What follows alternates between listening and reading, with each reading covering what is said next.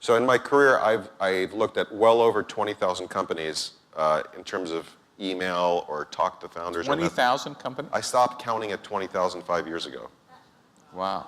And you think that's typical of VCs? Yeah, I do think venture people see a lot. And I've invested in 23 companies in my career outside of some seed investments. So that's 1,000 to 1. Or worse. After doing this for venture for 17 years, I figured out almost all the investments I wrote a check into, I had to have the feeling, would I be a co-founder of this company? That is the single best investment question that I've asked myself in my entire career, and I think it's largely responsible for all of the positive decisions I've made. You know, there are a lot of times people fall into the hole of, what do I say to get to the next meeting? It's like saying, what do I do to get to the next date with this person? And it makes no sense at all. Because for me, it's never next meeting. It's, do I have chemistry with the person or not?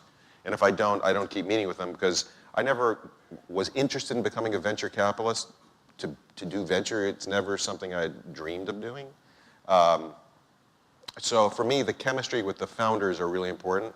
That's the number one thing is I get a sense of like people just methodically walking through a deck, and I don't hear the passion from them. It's almost too polished. I cannot sense any human underneath there.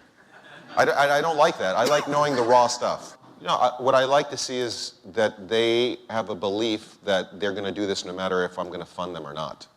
No, that's interesting. So that where I'm being used as a fuel to help them, that they don't think that I'm the end. There's lots of people come into my office that think I'm the end of the process. No, I'm just a little piece of the process. I'm the fuel to help you build the company. I'm not the person that builds the company. You as the founder builds the company. I'm the original investor in Twitter. I invested in Odeo. And before Odeo became Twitter, it was a really disaster-prone company. There were other founders of the thing called Twitter, Noah Glass and Florian. And of course, they wanted me to fire Evan, and they wanted me to fire Evan and make them the CEO. Evan wanted me to fire them. So no one was talking in the company. In a funny way, Twitter is the exact product of who they are. They hate confrontation. So what better way than to basically send someone a direct message on Twitter or a message and actually see them face to face. So the funny thing... Was the first message you're fired on Twitter? Was that the... No, actually the first use case of Twitter inside of Twitter was for part of the company to go out drinking in the Mission without telling the other part that they wanted to escape from. True story. They had no idea what to use it for early on. Evan didn't have a great idea. The person who did was Jack. And Jack explained it to Evan. I was sat in the meeting. He says, this is RSS for SMS. And Evan said, oh, okay. So it's like a blog, but you don't have to write a lot. That was Twitter? That was Twitter.